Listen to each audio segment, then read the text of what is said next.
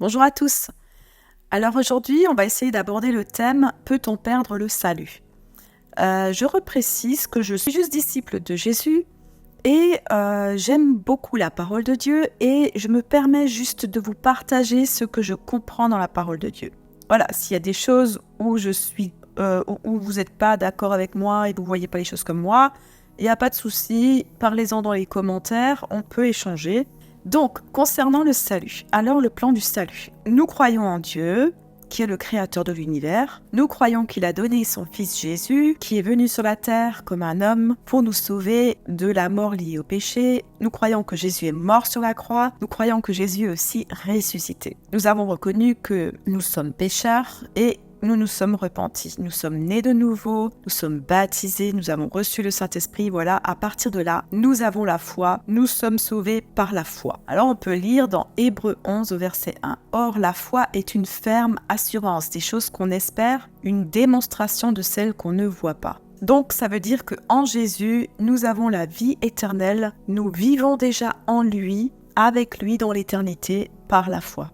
C'est ce que nous croyons. Et on peut lire dans Éphésiens 2 au verset 4, « Mais Dieu, qui est riche en miséricorde à cause du grand amour dont il nous a aimés, nous qui étions morts par nos offenses, nous a rendus à la vie avec Christ. C'est par grâce que vous êtes sauvés. Il nous a ressuscités ensemble et nous a fait asseoir ensemble dans les lieux célestes en Jésus-Christ, afin de montrer dans les siècles à venir l'infinie richesse de sa grâce, par sa bonté envers nous, en Jésus-Christ. Car c'est par la grâce que vous êtes sauvés par le moyen de la foi. Et cela ne vient pas de vous, c'est le don de Dieu. Ce n'est point par les œuvres, afin que personne ne se glorifie. Car nous sommes son ouvrage, ayant été créés en Jésus-Christ pour de bonnes œuvres que Dieu a préparées d'avance, afin que nous les pratiquions.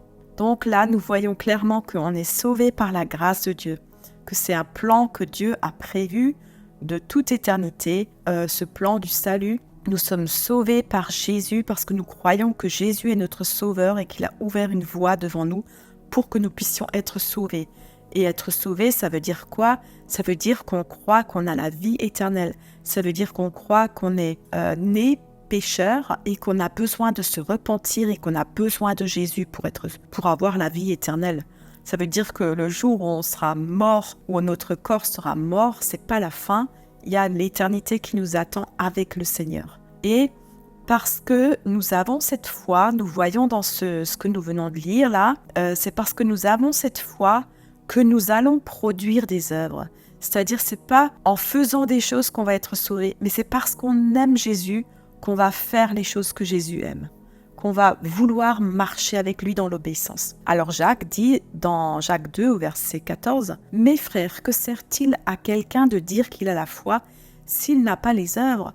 La foi peut-elle le sauver? Il en est ainsi de la foi. Si elle n'a pas les œuvres, elle est morte en elle-même. » Donc là, on voit très bien qu'une fois qu'on a la foi, une fois qu'on croit en Jésus, c'est normal pour nous de marcher dans cette obéissance, de marcher en aimant Jésus et que ça soit, et que du coup, on va avoir des œuvres qui vont être là, qui vont suivre. Dans la pensée hébraïque, en fait, la foi sans les œuvres, c'est juste pas possible. La foi produit forcément des œuvres. En fait, aimer Jésus, ça se voit. C'est tout simple. Aimer Jésus, ça se voit. Servir Jésus, ça se voit, ça se remarque, ça s'entend. Quand on aime quelqu'un, ça se voit. Quand les gens disent ils sont croyants mais non pratiquants, en fait, voilà, ça veut dire quoi finalement? Ça marche pas dans la pensée de Dieu. En fait, ça veut dire juste qu'ils croient en l'existence de Dieu. Mais si on n'a pas la foi, c'est ce qui est écrit dans Jacques aussi, les démons croient aussi et ils tremblent. Donc si on n'a pas la foi qui est active, en fait ça sert à rien de juste croire que Dieu existe, ça sert à rien. Ça, voilà, au contraire, quelque part, si on croit que Dieu existe, on va plutôt chercher à le connaître et avoir, le chercher quoi. Voilà, donc juste croire en Dieu, ça suffit pas. La foi, c'est quelque chose de visible. La foi, elle produit du fruit. Elle va produire des changements dans notre personne. On va chercher à connaître Dieu et à l'aimer de tout notre cœur, à lui faire plaisir. Et lui faire plaisir comment? En fait, c'est par les 2 grands commandements que Jésus nous a laissés. Aimer l'Éternel, notre Dieu, de tout notre être, de toutes nos pensées. Et aimer notre prochain comme soi-même. Ce sont ces 2 choses qu'on va faire dans le quotidien. Et donc forcément, on va quitter ce que j'appelle les œuvres de la chair, c'est-à-dire on va quitter notre moi et on va crucifier notre moi. On va tout faire pour ne plus marcher dans les péchés. Alors nous voyons que Jésus nous a promis le salut par notre foi. On le lit dans Jean 3,16, verset bien connu. « Car Dieu a tant aimé le monde qu'il a donné son Fils unique afin que quiconque croit en lui ne périsse point, mais qu'il ait la vie éternelle. » Donc ça, c'est le but de Dieu, c'est de nous donner la vie éternelle. Donc le salut existe en Jésus et en lui seul. Il n'y a que Jésus qui peut nous donner la vie éternelle. Jésus qui est mort, qui est ressuscité, nous aussi, parce que nous croyons en lui, parce que nous sommes morts en lui et ressuscités avec lui, nous croyons qu'au dernier jour, il va nous ressusciter dans notre corps. L'accomplissement de ce salut, en fait, on le voit dans la parole, ça va se faire lors de son avènement, lorsqu'il reviendra nous chercher. Nous allons ressusciter, ça veut dire qu'on aura des corps nouveaux. Pour le moment, nous sommes déjà ressuscités avec lui en esprit. Nous avons un nouvel esprit. Son esprit parle à notre esprit. Nous sommes connectés à Dieu au travers de l'esprit. Mais notre âme et notre corps sont encore dans la chair. Nous sommes encore dans la chair. Il y a encore le péché qui est là, qui fait dans notre âme et dans notre corps. Nous ne sommes pas encore renouvelés. Notre âme n'est pas encore guérie de tout ce qu'elle a vécu. Et donc, nous sommes en chemin. Voilà. Alors, on en vient à la question, donc, peut-on perdre notre salut ? Alors, par rapport à cette question, j'avais beaucoup aimé quand j'avais écouté le message de Daniel Steen.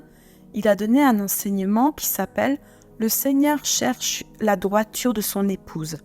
Et il a dit que l'expression « perdre son salut » est mal choisie. Nous n'aurons le salut qu'à la fin de notre vie terrestre. Pour le moment, nous l'avons par la foi. On ne peut donc pas perdre le salut qu'on n'a pas encore.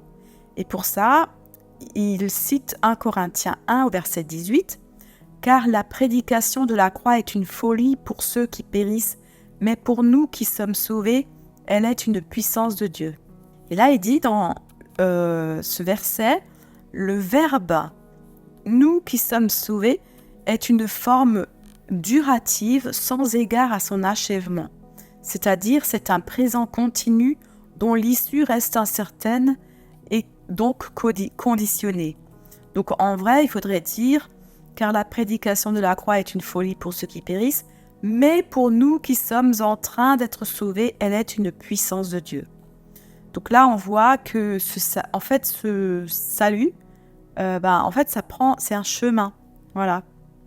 Donc, ce qu'on peut comprendre, c'est que en esprit, nous sommes déjà sauvés en Jésus, nous sommes enfants de Dieu, mais notre âme, elle va devoir travailler toute notre vie. On va travailler au niveau de l'âme et pour que l'âme puisse être guérie, puisse avancer. Je veux dire, exemple tout bête, voilà, on a eu l'habitude de mentir, d'être jaloux, on a eu l'habitude d'être de colporter sur les autres, etc. Enfin voilà, tout ça c'est le péché, c'est là dans notre âme. Et tout ça, c'est des choses, on va travailler dans nos vies pour lâcher, pour faire grandir Jésus en nous, pour lâcher ce qui est de l'ordre de notre chair. Et donc plus on va avancer dans la vie, plus ce travail va permettre que Jésus grandisse en nous et que nous on diminue. Et ça fait partie de ce chemin de salut. Et notre corps, même si on peut être guéri avec Jésus, mais notre corps verra la résurrection seulement au moment où Jésus va revenir nous chercher. C'est là que nous allons ressusciter. Donc, et pour ceux qui sont morts, c'est là aussi qu'ils vont ressusciter. Alors, en fait, ce qui n'est pas forcément évident à comprendre, c'est qu'il y a une part de déjà accompli et il y a une part qui n'est pas encore accomplie, où on est en train de marcher. Et tout ça, c'est parce qu'on est dans la temporalité et que Dieu, il est dans l'éternité. Donc, tant qu'on suit Jésus, qu'on est fidèle, on est là avec lui, on est déjà en esprit avec lui, on est déjà des enfants de Dieu. Alors, on va voir dans les versets qui suivent que le salut, nous l'avons en espérance.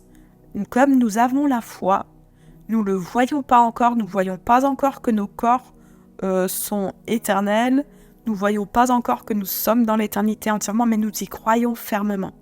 Et donc, ce salut, nous l'avons déjà en espérance, parce que c'est une promesse que Dieu nous a faite. C'est une promesse que Dieu nous a faite et qui va s'accomplir, parce que si on tient bon en Jésus, elle va s'accomplir. Donc, c'est en espérance que nous sommes déjà sauvés. Alors, nous lisons dans Romains 8, au verset 22 jusqu'au verset 25. « Or, nous savons que, jusqu'à ce jour, la création tout entière soupire et souffre les douleurs de l'enfantement. Et ce n'est pas elle seulement, mais nous aussi qui avons les prémices de l'Esprit. Nous aussi nous soupirons en nous-mêmes en attendant l'adoption, la rédemption de notre corps. Car c'est en espérance que nous sommes sauvés. Or, l'espérance qu'on voit n'est plus espérance. Ce qu'on voit, peut-on l'espérer encore? Mais si nous espérons ce que nous ne voyons pas, nous l'attendons avec persévérance. » Donc ce salut, c'est une bataille du quotidien. Une bataille du quotidien pour marcher par l'Esprit Saint. Voilà, et pour continuer de croire jusqu'au bout que nous allons atteindre ce salut. Nous devons donc persévérer et on peut lire aussi dans 1 Thessaloniciens 5 au verset 6 jusqu'à 10. « Ne dormons donc point comme les autres, mais veillons et soyons sobres. Car ceux qui dorment, dorment la nuit, et ceux qui s'enivrent, s'enivrent la nuit. Mais nous qui sommes du jour, soyons sobres, ayant revêtu la cuirasse de la foi et de la charité, et ayant pour casque l'espérance du salut. » Donc là, nous voyons le casque de l'espérance du salut. « Car Dieu ne nous a pas destinés à la colère, mais à l'acquisition du salut par notre Seigneur Jésus-Christ, qui est mort pour nous, afin que, soit que nous veillions, soit que nous dormions, nous vivions ensemble avec lui. » Donc là, on nous dit clairement que nous devons marcher comme des enfants de lumière, marcher avec notre foi, marcher avec l'espérance du salut, parce que nous savons qu'en Jésus, ce salut, nous allons l'obtenir. Alors on voit aussi dans Éphésiens 1 au verset 13, « En lui vous aussi, après avoir entendu la parole de la vérité, l'évangile de votre salut, en lui vous avez cru, et vous avez été scellés du Saint-Esprit qui avait été promis, lequel est un gage de notre héritage, pour la rédemption de ceux que Dieu s'est acquis à la louange de sa gloire. » Donc là aussi, nous voyons que nous sommes scellés du Saint-Esprit et que le Saint-Esprit est un gage de notre héritage. Donc c'est déjà un avant-goût, c'est déjà une partie de ce que Dieu nous donne. On va dire, c'est vraiment, c'est les arts de l'esprit qu'il nous donne là, pour nous mettre à part, pour lui. Alors on voit aussi que dans un prochain verset, Tite 3 au verset 4 jusqu'au verset 7, on voit aussi cet héritage de la vie éternelle. « Mais lorsque la bonté de Dieu notre Sauveur et son amour pour les hommes ont été manifestés, il nous a sauvés non à cause des œuvres de justice que nous aurions faites, mais selon sa miséricorde, par le baptême de la régénération et le renouvellement du Saint-Esprit, qu'il a répandu sur nous avec abondance, par Jésus-Christ notre Sauveur, afin que, justifiés par sa grâce, nous devenions en espérance héritiers de la vie éternelle. » Waouh, donc là, vous voyez bien, en fait, c'est notre héritage, la vie éternelle est notre héritage. Et c'est par la grâce de notre Dieu que nous avons droit à cet héritage. Voilà, on le voit encore une fois ici, c'est pas par des œuvres de justice, mais c'est vraiment par la miséricorde de Dieu. Ensuite, on a aussi Hébreux 1 au verset 13. « Et auquel des anges a-t-il jamais dit, « Assieds-toi à ma droite jusqu'à ce que je fasse de tes ennemis ton marchepied » Ne sont-ils pas tous des esprits au service de Dieu, envoyés pour exercer un ministère en faveur de ceux qui doivent hériter du salut? Donc c'est qui en notre faveur? Nous sommes ceux qui devons hériter du salut. Alors encore un verset dans 1 Pierre 1 au verset 3. « Béni soit Dieu le Père de notre Seigneur Jésus-Christ, qui, selon sa grande miséricorde, nous a régénérés pour une espérance vivante par la résurrection de Jésus-Christ d'entre les morts, pour un héritage qui ne se peut ni corrompre, ni souiller, ni flétrir, lequel vous est réservé dans les cieux, à vous qui, par la puissance de Dieu, êtes gardés par la foi pour le salut prêt à être révélé dans les derniers temps.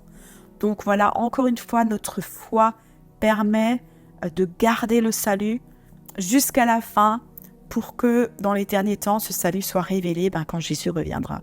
Voilà, on va aussi voir maintenant toute une série de versets qui nous parlent du fait de travailler à son salut. Donc dans Philippiens 2 au verset 12, « Ainsi, mes bien-aimés, comme vous avez toujours obéi, travaillez à votre salut avec crainte et tremblement. » Donc voilà, c'est du boulot. Je veux dire, quand on n'aime pas le péché et qu'on veut s'en débarrasser, et qu'on prend le temps d'aimer Jésus, d'être avec Jésus, mais c'est quelque chose qui se travaille au quotidien. Voilà, Romains 13 au verset 11, « Cela importe d'autant plus que vous savez en quel temps nous sommes. C'est l'heure de vous réveiller enfin du sommeil, car maintenant le salut est plus près de nous que lorsque nous avons cru. La nuit est avancée, le jour approche. Dépouillons-nous donc des œuvres des ténèbres et revêtons les armes de la lumière. Marchons honnêtement comme en plein jour, loin des excès et de l'ivrognerie, de la luxure et de l'impudicité, des querelles et des jalousies. Mais revêtez-vous du Seigneur Jésus-Christ et n'ayez pas soin de la chair pour en satisfaire les convoitises. » Donc là, on voit clairement qu'on a du boulot, c'est-à-dire qu'on doit rejeter le péché de notre vie et marcher avec Jésus, au travers de Jésus, en nous revêtant de Jésus, en nous revêtant de tout ce que Jésus va produire dans nos vies. Voilà, c'est ça ce que nous voulons et c'est un boulot, c'est un travail, nous le voyons ici. Nous devons nous dépouiller des œuvres des ténèbres. On voit aussi dans 2 Thessaloniciens 2 au verset 13, « Pour nous, frères bien-aimés du Seigneur, nous devons à votre sujet rendre continuellement grâce à Dieu, parce que Dieu vous a choisi dès le commencement pour le salut, par la sanctification de l'Esprit et par la foi en la vérité. C'est à quoi il vous a appelé par notre évangile, pour que vous possédiez la gloire de notre Seigneur Jésus-Christ. Ainsi donc, frères, demeurez fermes et retenez les instructions que vous avez reçues, soit par notre parole, soit par notre lettre. » Donc là encore, on est exhorté à demeurer ferme. Donc il y a quelque chose de fort, on doit tenir dans cette marche de sanctification et dans la foi. On a aussi Tite 2 du verset 11 au verset 14. « Car la grâce de Dieu, source de salut pour tous les hommes, a été manifestée. Elle nous enseigne à renoncer à l'impiété et aux convoitises mondaines et à vivre dans le siècle présent selon la sagesse, la justice et la piété, en attendant la bienheureuse espérance et la manifestation de la gloire du grand Dieu et de notre Sauveur Jésus-Christ, qui s'est donné lui-même pour nous, afin de nous racheter de toute iniquité et de se faire un peuple qui lui appartienne, purifié par lui et zélé par les bonnes œuvres. » Donc là encore, nous voyons que nous avons un travail à faire, renoncer à l'impiété, renoncer aux convoitises de ce monde et vivre avec Jésus, au travers de Jésus. Nous voyons que nous devons être zélés pour les bonnes œuvres, purifiés et zélés pour les bonnes œuvres. Voilà. Ensuite, on voit encore dans Pierre, 1 Pierre 2 au verset 1 jusqu'à 3. « Rejetant donc toute malice et toute ruse, la dissimulation, l'envie et toute médisance, désirez comme des enfants nouveau-nés le lait spirituel et pur, afin que par lui vous croissiez pour le salut, si vous avez goûté que le Seigneur est bon. » Donc voilà, là aussi encore, on croit dans le salut, c'est-à-dire on avance, on grandit pour le salut. Voilà. Et puis nous allons voir simplement que Paul parle très bien de ce qui se passe, de cette course qu'il est en train de mener pour arriver à la victoire, c'est-à-dire au salut. Donc on va lire dans Philippiens 3, et là on va voir un passage particulier où même Paul émet un doute quant au fait que peut-être il pourrait ne pas faire partie de la première résurrection. Donc la résurrection qui est celle d'entre les morts, la résurrection de ceux qui appartiennent à Jésus. Donc, on lit Philippiens 3 à partir du verset 8 et jusqu'au verset 21. J'ai pas pris tous les versets. Là. Et même je regarde toute chose comme une perte à cause de l'excellence de la connaissance de Jésus-Christ, mon Seigneur, pour lequel j'ai renoncé à tout, et je les regarde comme de la boue afin de gagner Christ, et d'être trouvé en lui, non avec ma justice, celle qui vient de la loi, mais avec celle qui s'obtient par la foi en Christ, la justice qui vient de Dieu par la foi, afin de connaître Christ et la puissance de sa résurrection et la communion de ses souffrances en devenant conforme à lui dans sa mort, le renoncement aux œuvres de la chair, pour parvenir, si je puis, à la résurrection d'entre les morts. Ce n'est pas que j'ai déjà remporté le prix ou que j'ai déjà atteint la perfection, mais je cours pour tâcher de le saisir, puisque moi aussi, j'ai été saisi par Jésus-Christ. Frères, je ne pense pas l'avoir saisi, mais je fais une chose, oubliant ce qui est en arrière et me portant vers ce qui est en avant, je cours vers le but pour remporter le prix de la vocation céleste de Dieu en Jésus-Christ. Nous tous donc, qui sommes parfaits, ayons cette même pensée. Et si vous êtes en quelque point d'un autre avis, Dieu vous éclairera aussi là-dessus. Seulement, au point où nous sommes parvenus, marchons d'un même pas. Soyez tous mes imitateurs, frères, et portez les regards sur ceux qui marchent selon le modèle que vous avez en nous. Car il en est plusieurs qui marchent en ennemis de la croix de Christ. Je vous en ai souvent parlé et j'en parle maintenant encore en pleurant. Leur fin sera la perdition. Ils ont pour Dieu leur ventre. Ils mettent leur gloire dans ce qui fait leur honte. Ils ne pensent qu'aux choses de la terre. Mais notre cité à nous est dans les cieux, d'où nous attendons aussi comme sauveur le Seigneur Jésus-Christ, qui transformera le corps de notre humiliation en le rendant semblable au corps de sa gloire, par le pouvoir qu'il a de s'assujettir toutes choses. Donc là, nous voyons ce passage où Paul dit « pour parvenir, si je puis, à la résurrection d'entre les morts ». Donc c'est comme s'il émet un doute, et c'est vrai que tant qu'il n'est pas arrivé au bout de la course, il ne sait pas. Et nous aussi, tant que nous ne sommes pas arrivés au bout de la course, au bout de notre vie, nous ne savons pas si nous allons tenir jusqu'au bout, si nous n'allons pas renier Jésus. C'est vraiment une prière que je fais très régulièrement, de dire « Seigneur, ne permets pas que je te quitte, ne permets pas que je te renie, que je puisse rester feu, tout flamme pour toi, Jésus, jusqu'à la fin. Vraiment qu'on puisse rester ancré en Jésus jusqu'à la fin. » Et comme c'est écrit, notre cité à nous, elle est dans les cieux. Et nous attendons notre Sauveur qui, lui, va transformer notre corps et va le rendre semblable à son corps en le ressuscitant. Donc c'est vraiment ça notre foi, notre espérance que nous avons.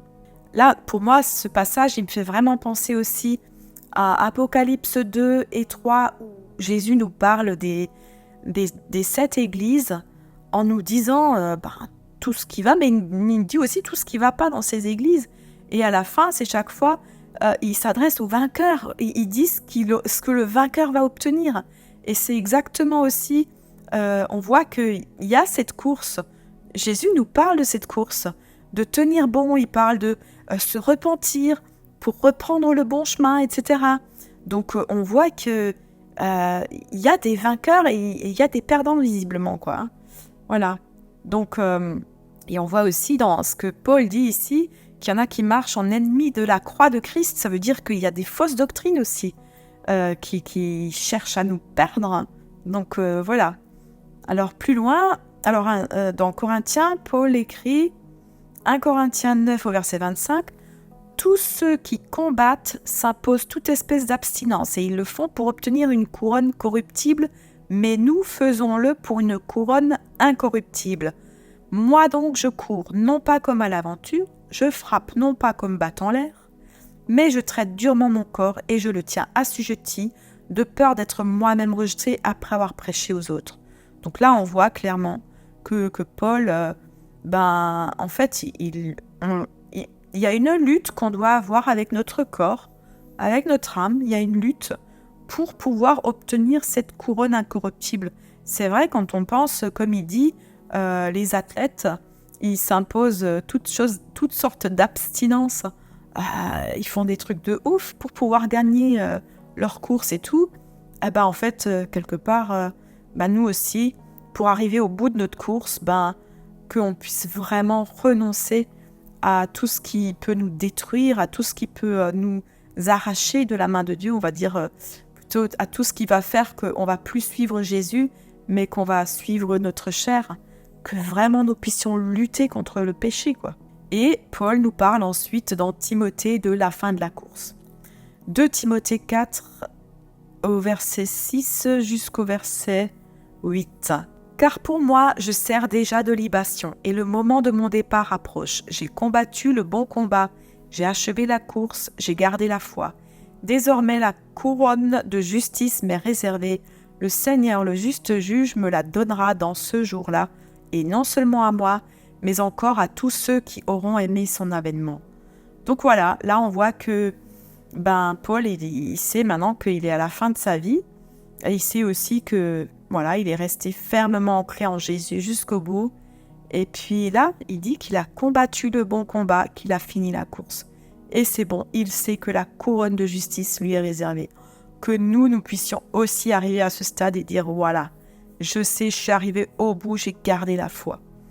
Que ça puisse être vraiment notre espérance jusqu'au bout, que ça puisse être notre combat jusqu'au bout, de résister au péché pour garder notre foi. Alors en fait, on voit très bien dans ce qui est écrit dans la parole que personne ne peut nous enlever de la main de Jésus, d'accord ? Donc on le lit dans Jean 10 au verset 27. « Mes brebis entendent ma voix », c'est Jésus qui parle, « Mes brebis entendent ma voix, je les connais, et elles me suivent. Je leur donne la vie éternelle, et elles ne périront jamais, et personne ne les ravira de ma main. Mon Père qui me les a donnés est plus grand que tous, et personne ne peut les ravir de la main de mon Père. » Donc là, déjà, c'est une promesse qui est merveilleuse, c'est que personne ne peut nous enlever de la main de notre Seigneur. Nous sommes à notre Papa, nous sommes à Jésus, voilà, personne ne peut nous arracher à lui. Par contre, nous pouvons prendre d'autres décisions dans notre vie. Donc, il n'en tient qu'à nous de lui rester fidèle, de rester attaché à lui, de ne pas lui lâcher la main jusqu'à la fin de notre vie sur la terre, jusqu'au moment de l'enlèvement. On le lit dans Hébreux 10 au verset 35 jusqu'au verset 39. « N'abandonnez donc pas votre assurance à laquelle est attachée une grande rémunération, car vous avez besoin de persévérance afin qu'après avoir accompli la volonté de Dieu, vous obteniez ce qui vous est promis. Encore un peu de temps. Celui qui doit venir viendra, et il ne tardera pas. Et mon juste vivra par la foi. Mais s'il se retire, mon âme ne prend pas plaisir en lui. Nous ne sommes pas de ceux qui se retirent pour se perdre, mais de ceux qui ont la foi pour sauver leur âme. » Donc voilà, c'est à nous de rester en Jésus. Tout ce qu'on fait qui n'est pas dans la parole, qui n'est pas dans les lois de l'Éternel, le péché, tout ça, en fait, c'est hors de Jésus, d'accord ? Donc, nous devons vraiment combattre tout ce qui est de l'ordre du péché. Nous devons vraiment chercher à marcher dans ses voies à lui, à en fait aimer notre Dieu, à faire ce qu'il aime qu'on fasse, tout simplement. En Romains 8, au verset 14, c'est écrit « Car tous ceux qui sont conduits par l'Esprit de Dieu sont fils de Dieu. » Et voilà, que nous puissions encore et encore nous laisser conduire par l'Esprit de Dieu. Parce que l'Esprit de Dieu, il va nous mener à la victoire. Donc, pour arriver à cette victoire, nous devons rester fermement ancrés en Jésus. Qu'est-ce qui va faire que nous prenions un autre chemin ? Tout simplement la désobéissance. Et de la désobéissance, va découler finalement, après on peut être séduit par toutes sortes de choses à partir du moment où on est dans la désobéissance. On peut voir ça dans le jardin d'Éden avec la femme qui a été séduite. La femme, elle a été séduite, elle a vu, elle a accepté cette séduction et c'est elle qui est allée finalement vers le fruit et qui a mangé le fruit. Et on voit que c'est à nous de résister à la tentation. Le Seigneur, c'est celui aussi qui va, dans mon quotidien, il va me corriger, il va me reprendre. Et je ne sais pas si... En tout cas, moi, dans ma marche avec le Seigneur, le Saint-Esprit, il me parle et il me dit parfois très clairement des choses. Il me dit parfois très clairement stop ou non. Et c'est à moi aussi, là, de me laisser corriger et de ne pas me complaire dans le péché et de ne pas suivre mes propres voies, mes propres règles, etc. Mais de suivre le Saint-Esprit qui me conduit. Alors, j'ai écouté récemment des enseignements de quelqu'un qui s'appelle David Carey et qui expliquait bien ce qu'est le péché, aussi comment combattre le péché dans l'Église ou comment on doit être intransigeant face au péché. Vous pouvez retrouver ces vidéos sur YouTube, c'est assez fort.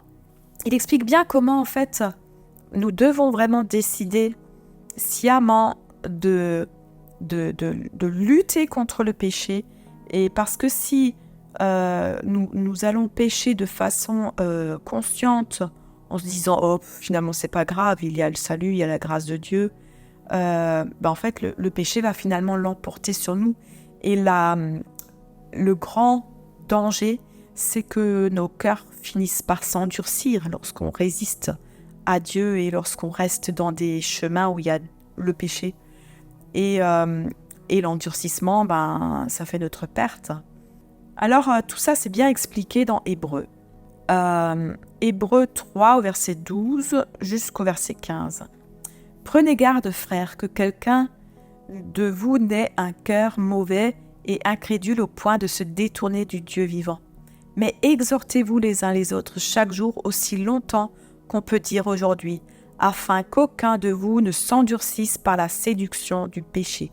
Car nous sommes devenus participants de Christ, pourvu que nous retenions fermement jusqu'à la fin l'assurance que nous avions au commencement.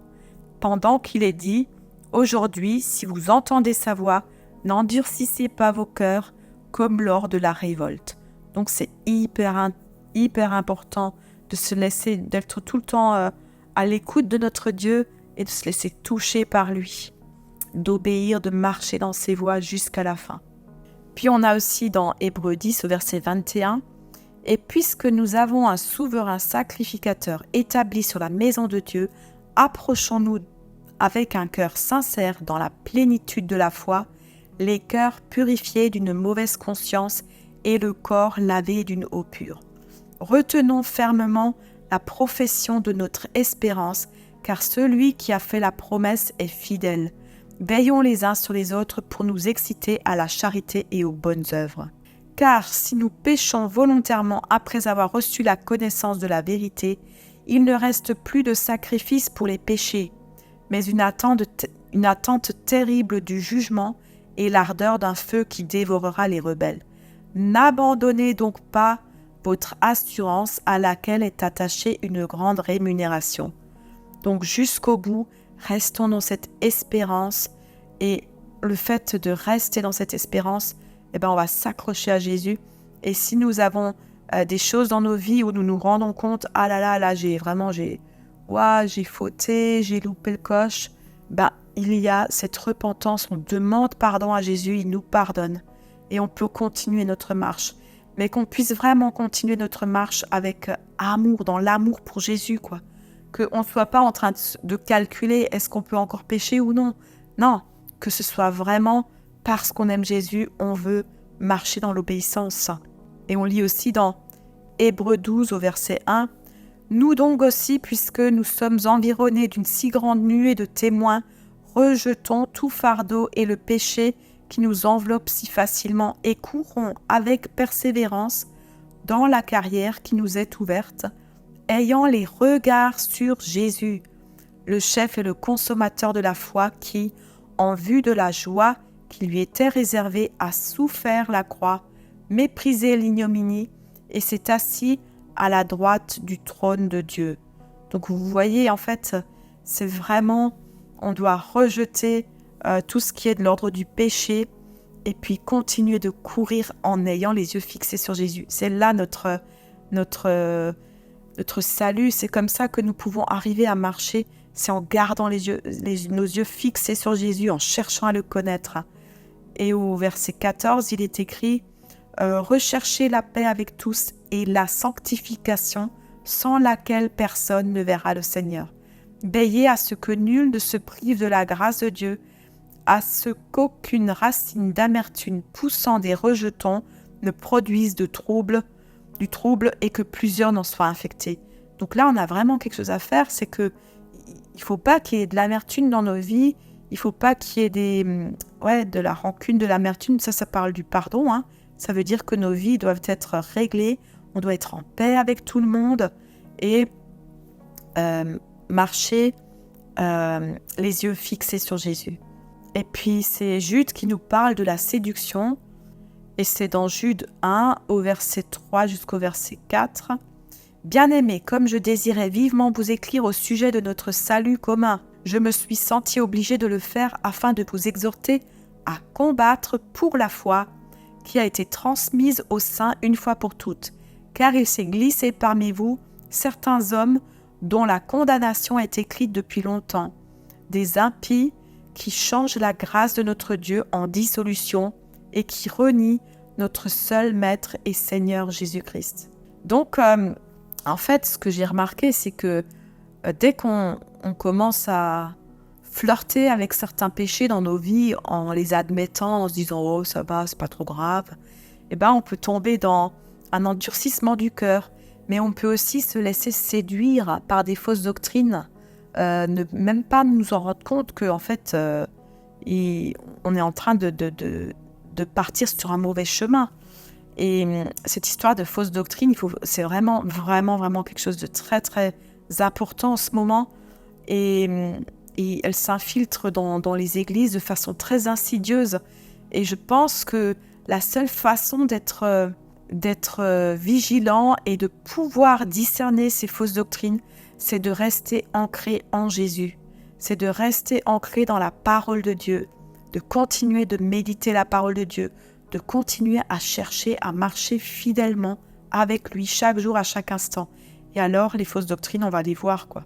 Lorsque Jésus parle aux églises, on voit aussi que à l'église de Laodicée, dans Apocalypse 3, il dit qu'il vaut mieux être froid ou bouillant plutôt que tiède. Et je me suis toujours demandé, mais en fait, pourquoi froid ou bouillant ? Pourquoi froid, en fait ? Bouillant, je comprends, mais froid, et plutôt que tiède. Et quand on regarde comment Jésus parle des personnes qui sont tièdes, il dit que, en fait, elles croient qu'elles sont riches, qu'elles ont tout. Donc, on a l'impression que ce sont des chrétiens qui ont la foi, qui sont à fond, quoi, qui croient qu'ils ont tout.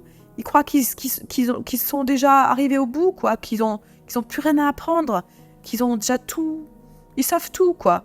Et Jésus leur dit, regardez, vous êtes pauvres, aveugles et nus. Donc on voit très bien que la tiédeur, c'est pire que tout, parce que quelqu'un qui croit qu'il a tout compris et qu'il n'a plus rien à apprendre, en fait, il est arrivé à un stade de tiédeur, parce que tous, on a encore à apprendre. Je pense jusqu'à la fin de notre vie, on a des choses à apprendre, à comprendre, à connaître de Dieu. Et le pire, c'est de croire que c'est bon, voilà, que c'est bon, qu'on a tout, qu'on est bien comme on est. Et ça fait partie de la séduction. Et cette tiédeur, en fait, c'est vraiment quand on a un pied dedans, un pied dehors, on croit qu'on est bon, on croit qu'on est aligné, on croit que tout baigne. Et puis, c'est dangereux parce que quand on est dans cette séduction, on ne peut pas changer. C'est ça le problème. Alors que celui qui est froid, il peut venir à Jésus, quoi. Et celui qui est bouillant, c'est bon. Mais celui qui est tiède, il ne se rend même pas compte. C'est ça le problème. Donc, c'est ça la grande séduction.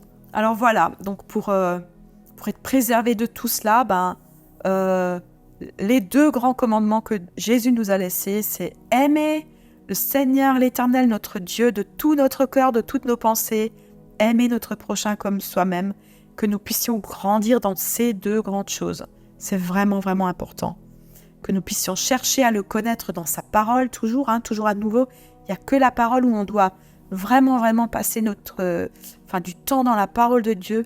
C'est là qu'on va apprendre à le connaître de mieux en mieux et qu'on puisse vraiment désirer ardemment le suivre, lui ressembler, demeurer en lui, méditer sur qui il est et qu'on puisse comme ça mourir à nous-mêmes et puis le laisser vivre, prendre de plus en plus de place. On peut lire dans 2 Timothée 2 au verset 10 à 13. C'est pourquoi je supporte tout à cause des élus, afin qu'eux aussi obtiennent le salut qui est en Jésus-Christ, avec la gloire éternelle. Cette parole est certaine. Si nous sommes morts avec lui, nous vivrons aussi avec lui. Si nous persévérons, nous régnerons aussi avec lui. Si nous le renions, lui aussi nous reniera. Si nous sommes infidèles, il demeure fidèle, car il ne peut se renier lui-même. Donc là, on voit très clairement que le pire de ce qui peut nous arriver, c'est de le renier. Et parce que si nous le renions, forcément, lui, il va pas nous retenir, quoi. Hein. Il va pas faire à l'inverse de ce que notre cœur y veut, donc il va pas nous retenir. Et par contre, ce que je trouve vraiment beau, c'est que c'est écrit que si nous sommes infidèles, il demeure fidèle. Et l'infidélité, ce sont justement toutes les fois où on va fauter, où on va faire des choses qui sont pas ce qu'il nous demande. Donc c'est les choses où nous sommes infidèles. Lui, il demeure fidèle. On peut revenir à lui, on peut demander pardon, et puis de toute façon, lui, il demeure fidèle. Voilà. Alors en conclusion, on va lire encore 2 versets qui sont vraiment l'accomplissement du salut. Hébreux 9, versets 27 à 28. Et comme il est réservé aux hommes de mourir une seule fois, après quoi vient le jugement, de même, Christ, qui s'est offert une seule fois pour porter les péchés de plusieurs, apparaîtra sans péché une seconde fois à ceux qui l'attendent pour leur salut. C'est ça notre foi. Jésus va apparaître une seconde fois pour nous tous qui l'attendons. Voilà. Ensuite, on va voir aussi dans Apocalypse 12 au verset 10. Et j'entendis dans le ciel une voix forte qui disait « Maintenant, le salut est arrivé et la puissance et le règne de notre Dieu et l'autorité de son Christ, car il a été précipité l'accusateur de nos frères, celui qui les accusait devant notre Dieu jour et nuit. » Et maintenant, donc, le salut est arrivé. On voit très bien, dans Apocalypse, ça y est, c'est l'accomplissement de notre salut, c'est-à-dire que c'est la résurrection de nos corps. Donc, notre salut va conclure par la résurrection de nos corps. Et alors, nous serons dans des corps glorifiés, comme le corps de Jésus, et nous serons unis à lui pour l'éternité. C'est ce qui nous attend. Alors, en sachant ce qui nous attend, je vous dis, restons fidèlement attachés à lui jusqu'au bout. Voilà.